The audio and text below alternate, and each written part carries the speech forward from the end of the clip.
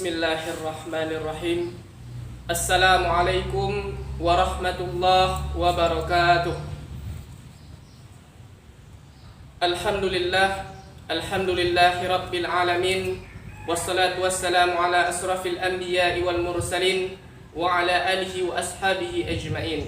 Ashhadu an la ilaha illallah wahdahu la syarikalah wa ashhadu anna Muhammadan abduhu wa rasuluh la nabiyya ba'dah.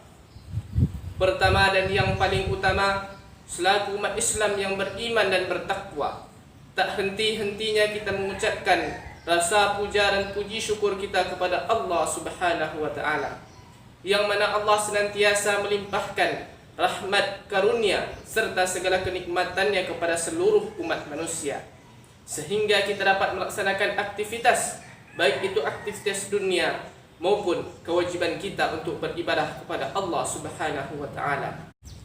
Kemudian selawat berangkaikan salam tak lupa pula kita sanjungkan kepada baginda Nabi besar kita, yakninya Nabi Muhammad sallallahu alaihi wasallam, dengan ucapan lafaz Allahumma salli ala sayyidina Muhammad wa ala ali sayyidina Muhammad. Hadirin kaum muslimin muslimat sekalian, pada kesempatan kali ini saya akan menyampaikan untaian pidato yang berjudulkan Pergaulan Bebas. Hadirin saudara-saudara sekalian, di tengah derasnya arus globalisasi, manusia-manusia semakin lupa diri. Banyak pemuda dan pemudi yang terjerumus ke dalam pergaulan bebas, memamerkan lekuk tubuh dengan alasan hak azazi. Azab bukan lagi hal yang menakutkan. Solat dianggap sebagai permainan, dosa sudah menjadi perhiasan. Iman bukan lagi kedamaian, Allah semakin dilupakan. Inilah gambaran zaman yang semakin edan. Hadirin saudara-saudara sekalian, pergaulan bebas adalah pergaulan yang berlebihan, yang menyimpang, serta melanggar aturan syariat agama Islam dan norma-norma yang berlaku di dalam masyarakat. Salah satu bentuk contoh dari pergaulan bebas adalah mabuk-mabukan, berjudi, meminum minuman keras, menggunakan narkoba, seks bebas, serta hamil di luar nikah. Perbuatan-perbuatan tersebut merupakan perbuatan-perbuatan yang telah dilarang oleh syariat Islam, yang telah dicantumkan di dalam Al-Quran dan hadis. Hadirin saudara-saudara sekalian, Allah Subhanahu wa taala berfirman di dalam Al-Qur'an surah Al-Isra ayat 32 yang berbunyi, A'udzu billahi minasyaitonir rajim. Bismillahirrahmanirrahim. Wa la taqrabaz zina innahu kana fahishatan wa sa'a sabila. Yang artinya, dan janganlah kamu mendekati perbuatan zina. Zina itu sungguh perbuatan yang keji dan suatu jalan yang buruk.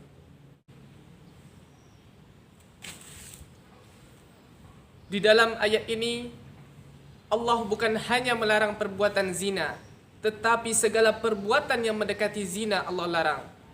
Dan Allah sangat tegas menyatakan, segala sesuatu perbuatan yang mendekati zina adalah suatu perbuatan yang buruk.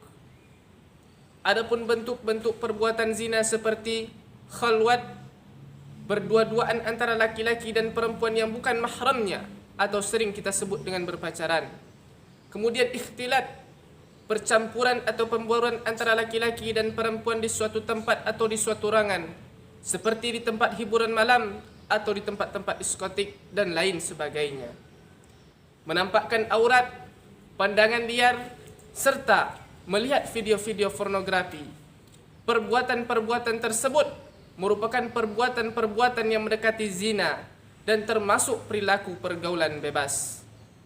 Hadirin saudara-saudara sekalian, cobalah kita lihat sejenak betapa banyak para pemuda yang terjerumus ke dalam lembah perzinahan dikarenakan terpesona oleh kemolekan tubuh wanita yang dipertontonkan secara vulgar dan segar.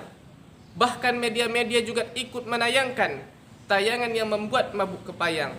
Ini merupakan kerusakan pada akhlak dan moral manusia. Padahal sudah jelas Rasulullah sallallahu alaihi wasallam diutus ke muka bumi ini untuk menyempurnakan akhlak manusia. Innama bu'ithtu utammami makarimal akhlak. Sesungguhnya aku diutus ke muka bumi ini untuk menyempurnakan akhlak manusia.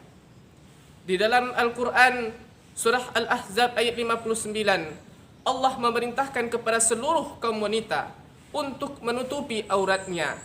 Tujuannya adalah untuk menghindari hal-hal yang menyimpang serta perbuatan-perbuatan yang mendekati zina.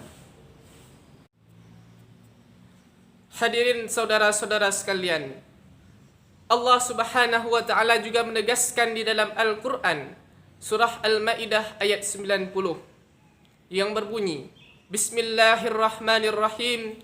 Ya ayyuhalladzina amanu innamal khamru wal maisar wal ansab wal adlamu rijsum min amali syaitan fajtanibuhu la'allakum tuflihun. Yang artinya, hai orang-orang yang beriman, sesungguhnya minuman khamar, berjudi, berkorban untuk berhala, mengundi nasib dengan anak panah adalah perbuatan yang keji dan termasuk perbuatan syaitan. Maka jauhilah perbuatan tersebut agar kamu mendapatkan keberuntungan. Di dalam sebuah hadis dikatakan, wa kullu muskirin khamru wa kullu khamrin haramun. Yang artinya, tiap-tiap yang memabukkan itu khamar dan tiap-tiap khamar hukumnya adalah haram.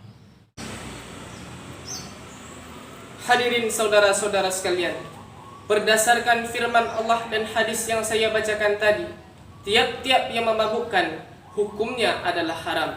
Apapun itu bentuknya, baik itu obat-obatan terlarang, ganja, pil ekstasi, minuman keras, narkoba, dan lain-lain sebagainya.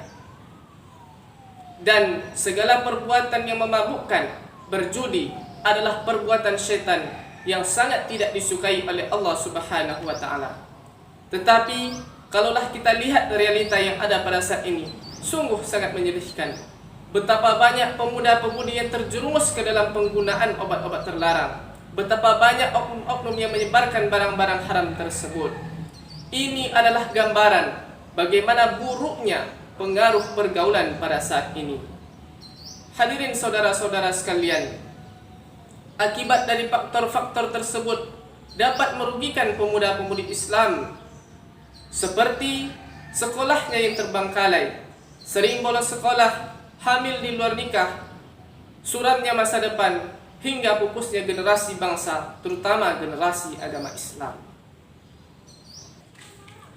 Hadirin saudara-saudara sekalian, banyak hal yang dapat kita lakukan untuk menghindari diri dari pergaulan bebas, yakninya dengan memanfaatkan waktu luang kita dengan mengisi hal-hal yang positif, serta berani mengatakan tidak bagi orang-orang yang mengajak kita dalam pergaulan kesesatan, serta menaati segala perintah Allah dan menjauhi segala larangan-larangan Allah. Selain itu, mari kita jaga diri kita, keluarga kita, sanak saudara kita, teman-teman kita dari godaan-godaan dunia yang menyesatkan serta menjerumuskan kita ke dalam pergaulan yang sesat. Sebagaimana Allah berfirman, Ya ayyuhalladzina amanu qu anfusakum wa ahlikum nara. Hai orang-orang yang beriman, perihalalah dirimu dan keluargamu dari api neraka. Hadirin kaum muslimin muslimat sekalian, demikianlah yang dapat saya sampaikan. Semoga bermanfaat bagi kita semua, terutama pada diri saya pribadi. Apabila itu benar, itu datangnya dari Allah. Apabila itu salah, itu datangnya dari diri saya pribadi. Wabillahi taufiq wal hidayah. Wassalamualaikum warahmatullahi wabarakatuh.